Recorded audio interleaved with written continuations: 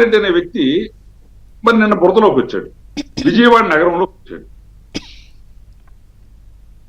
నీ అనుచరులు పింఛా నదిలో ఇసుకెత్తుకోవటానికి నీ ఇంటిలో ఉన్నటువంటి ధన దాహానికి, ధన పిచాచానికి డబ్బు చెల్లించడానికి డ్యాం కొట్టుకుపోతుందని పింఛా నది కింద ఉన్నటువంటి రైతాంగం యువత పెద్ద ఎత్తున గొడవ పెట్టుకొని అధికారులతోటి ఫోన్లు చేసి వరద పెరుగుతా ఉంది, డ్యాం ప్రమాదం, ఎత్తండి ఎత్తండి అని చెప్పి ఆ రోజు అక్కడ ఉన్నటువంటి యువత ఫోన్లు చేసి మాట్లాడితే నీ లారీలు ప్రొక్లైన్లు కొట్టుకుపోతాయని ఎత్తించకుండా ఉండి నది మొత్తం డ్యాం కొట్టుకుపోయిన తర్వాత ఆ ప్రాంత పర్యటనకు నువ్వు పోయినప్పుడు పరదాలు, బారికేట్లు, రెడ్ కార్పెట్లు, చిరునవ్వులు చంద్రిక గారు మానసిక స్థితిని చెప్తున్నాను. మరి అక్కడి నుంచి ఏ పర్యటనకు వెళ్ళినా 3000 మంది పోలీసులు, బారికేట్లు, 100 మీటర్ల దూరంలో జనము, ఈ భయము. మరి నిన్నెందుకు లేదు భయము? రెండే విషయాలు ఇక్కడ గమనించాలి. జగన్మోహన్ రెడ్డి ప్రజల్ని తప్పుదారి పట్టించే ప్రయత్నం చేస్తాడు.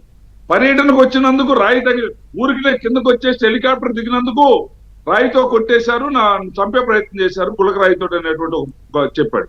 మరి నిన్న చంపబోయిన జనం నిన్నటి దాకా నువ్వు అంత అభద్రతా భావంతో అంత ప్రమాదకరమైన స్థితిలో నువ్వు బతికిన వాడివైతే మరి నిన్న నీకు ఆ ధైర్యం ఎక్కడి నుంచి వచ్చింది? లేకపోతే ప్రజలందరూ శాంతి కాముకులైపోయి, నీ శత్రువులందరూ శాంతి కాముకులైపోయి నిన్ను బతికిచ్చేసేయాలి ఈ రాష్ట్రం కోసం అని తీర్మానం చేసి నీకేమన్నా చెప్పారా? అంత ధైర్యంగా వచ్చావు? నాటకం అంటే ప్రజలని ఒక దీనికి గురి చేయడానికి మోసపూరితనం. 2014-19 మధ్య ప్రజా సంకల్ప యాత్రలో ఎక్కడ కనపడ్డ వాళ్ళకి అక్కడికి ఏ విధమైన అబద్ధాలు చెప్పాడో మళ్ళీ తిరిగి అబద్ధాల పాఠం మొదలు పెట్టారు. ఆ రోజు లేనటువంటి భద్రత, ఆ రోజు నీకున్న ప్రమాదం ఈ రోజు ఏమైంది? ప్రజలు ఎప్పుడైతే వేరే స్థితిలో ఉంటారో టప్పును దూరిపోతాడు, దాంట్లోకి వచ్చేస్తాడు. అంటే నేను ఈ మానసిక స్థితిని ప్రజలకు తెలియాలి అనే దానికోసమే చెప్తున్నాను ఇంత వివరంగా. అంటే నిన్న అంతటి ప్రమాదకరమైన పరిస్థితుల్లో ఉన్న నువ్వు తెల్లారిసరికి ఎక్కడికి పోయింది ఈ ప్రమాదం అంతా? ఇది ప్రజలను మోసగించేతనం. ఆ రోజు 2019కి ముందు పార్లమెంట్ లో ఉన్న సభ్యులందరినీ ఈ రాష్ట్రానికి ప్రత్యేక హోదా రాకపోతే మా వాళ్ళు పార్లమెంట్ లో ఉండక్కర్లేదని రిజైన్ చేయించాడు. మళ్ళీ ప్రత్యేక హోదా లేకపోయినా వాళ్ళందరినీ పార్లమెంట్ లో పెట్టుకొని మాకు అంటే మరి నిన్న చేపించింది అబద్ధం. ఇతని ప్రజల్ని మోసం చేసే తనం, ఎప్పటికప్పుడు పబ్బం కట్టుకోవడానికి అవసరమైనటువంటి తనంలో తన నిష్ణాతుడు తప్ప ఈ రాష్ట్రంలో ప్రజల గురించి కానీ, పాలన గురించి కానీ, నీరు గురించి కానీ, సమస్యల గురించి కానీ ఏమాత్రం అవగాహన లేనటువంటి వ్యక్తి కాబట్టి అలాంటి మాటలన్నీ మాట్లాడుకుంటూ తిరుగుతా ఉన్నాడు. రెండో వైపుని ప్రధానమంత్రి నరేంద్ర మోడీ గారు ఈ రోజు ఈ వరదలకి వాళ్ళు సమీక్ష చేస్తారు. ఇది ఒక నేషనల్ డిజాస్టర్ కింద తీసుకొని దానికి కావాల్సినటువంటి సహాయ సహకారాలు అందించే దానికోసం ప్రయత్నం చేస్తున్నారు. ఈ క్రమంలో వాళ్ళందరూ చూస్తా ఉన్నటువంటి దాంట్లో నువ్వు ఇక్కడ చంద్రబాబు గారు చేస్తున్నటువంటి కృషిని అభినందించాలి ఒక ప్రతిపక్ష నాయకుడిగా. కేరళలో కొచ్చిన్ విమానాశ్రయం మునిగిపోయే విధంగా వరదలు వస్తే అక్కడ ముఖ్యమంత్రి ప్రతిపక్ష నాయకుడు ఆ రోజు పోయి ప్రజలకు ధైర్యం చెప్పారు. ఈ రోజు ఇంత విపత్తు ఆంధ్ర రాష్ట్రం మీరు ఇప్పుడు అభినందించాలి అన్నప్పుడు ఒక పాయింట్ ఇక్కడ ఉంది. యాక్చువల్ గా నిన్న నేను కొన్ని అంశాలను తీశాను. అంటే ఎందుకు అదంటే చంద్రబాబు గారు తన ఇంట్లో ఉంటే పరిస్థితి లేదు కాబట్టి కలెక్టరేట్ లో ఉండి ఇప్పుడు ఇదంతా తిరిగేస్తా బుల్డోజర్ల మీద బిల్డప్ ఇస్తున్నారని అన్నారు కదా ఒక మాట. నిజంగా నేను కొన్ని అంశాలని స్టడీ చేశాను. అవేంటి? నిజంగా చంద్రబాబు గారు సీఎంగా ఉంటేనే ఇంత బిల్డప్ ఇచ్చేస్తున్నారు, అసలు ప్రతిపక్షంలో ఎప్పుడైనా ఏమన్నా చేశారా లేదా ఈయనలానే విమర్శించారా అని ఒకసారి, ఎందుకంటే ట్రాక్ వెళదాం వెనక్కని చూస్తే, అంటే ఒక వ్యక్తికి సంబంధించి ఆయన ముఖ్యమంత్రిగా ఉన్నాడు కాబట్టి ఇప్పుడు పొగడాలని కాదు, కానీ కొన్ని ఆయన ప్రతిపక్ష నేతగా ఉన్నప్పుడు చేసిన ఇన్సిడెంట్స్ కొన్ని ఉన్నాయి. ఒకసారి జస్ట్ ప్రేక్షకుల కోసం మీకోసం చెప్తాను. 2013లో ఉమ్మడి ఆంధ్రప్రదేశ్కి ఆయన ప్రతిపక్ష నేతగా ఉన్నప్పుడు చార్ధామ్ యాత్రకు వెళ్ళి చిక్కుకుపోయిన వాళ్ళందరికీ కూడా సహాయం విషయంలో ఆయన చూపించిన చొరవ ఆ రోజు చాలా చర్చనీయాంశమైంది. 2013 చార్ధామ్ యాత్ర, అప్పుడు టీడీపీ ప్రతిపక్షం.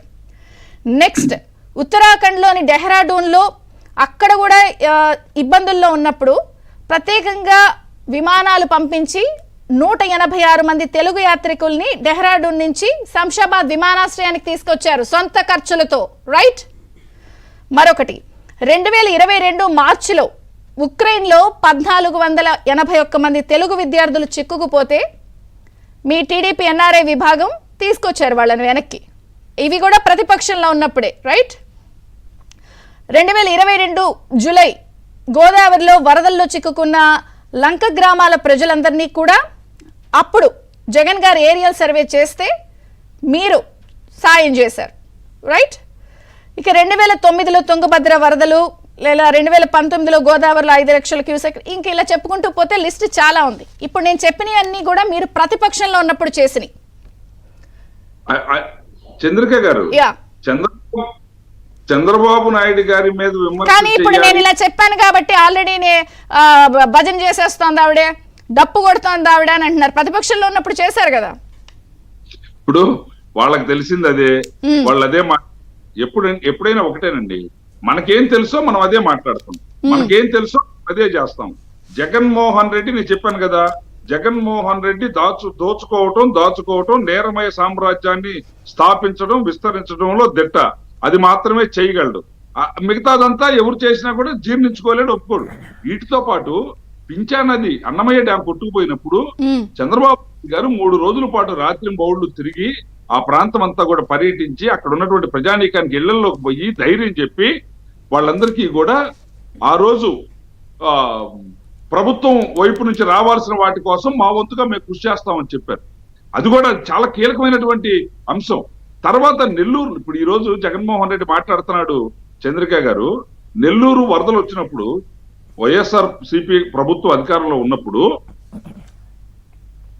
నెల్లూరులో వరదలు వచ్చి ఇదే విధంగా కొన్ని కాలనీస్ లో ఈ రోజు ఏ విధంగా అయితే పురమేర ముంపు వల్ల సింగనగర్ పరిసర ప్రాంతాల్లో ఉన్నటువంటి ఒక 15-16 డివిజన్స్ ఈ ముంపుకు గురైనయో అదే విధంగా బురద రోడ్ల పైన ఇళ్లలోకి వచ్చి చేరితే, అయ్యా జగన్మోహన్ రెడ్డి గారు, నువ్వు నీ మొహం సరే, నీ పాదం అన్నా అక్కడ పెట్టావా?